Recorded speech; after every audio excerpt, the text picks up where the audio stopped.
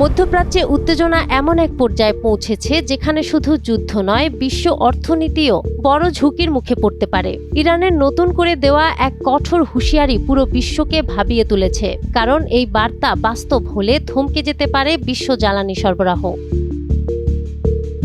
Israel ও যুক্তরাষ্ট্রের হামলা অব্যাহত থাকলে মধ্যপ্রাচ্য থেকে তেল রপ্তানি পুরোপুরি বন্ধ করে দেওয়ার হুমকি দিয়েছে ইরানের বিপ্লবী গার্ড বাহিনী।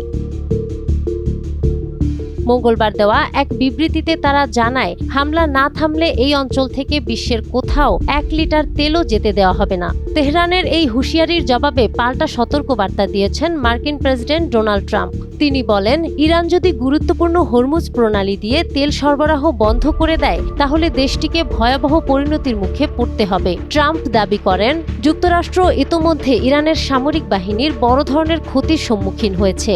একই সঙ্গে তিনি বলেন, তার নির্ধারিত 4 সপ্তাহের আগেই এই সংঘাত শেষ হয়ে যেতে পারে। তবে বিজয় বলতে তিনি কি বোঝাচ্ছেন তা স্পষ্ট করেননি। এদিকে চলমান যুদ্ধের কারণে হরমুজ প্রণালী দিয়ে পণ্যবাহী জাহাজ চলাচল ইতোমধ্যে ব্যাহত হচ্ছে। জবাবে ইরানের রাষ্ট্রীয় সংবাদ মাধ্যম জানিয়েছে, যুদ্ধ কখন শেষ হবে তা তারাই নির্ধারণ করবে। বিশ্লেষকদের মতে, ইরান ও যুক্তরাষ্ট্রের এই কঠোর অবস্থান বিশ্ব তেল বাজার এবং আঞ্চলিক নিরাপত্তা পরিস্থিতিকে আরও অনিশ্চয়তার দিকে ঠেলে দিচ্ছে। নাহার বৃষ্টি, টাইমস টুডে।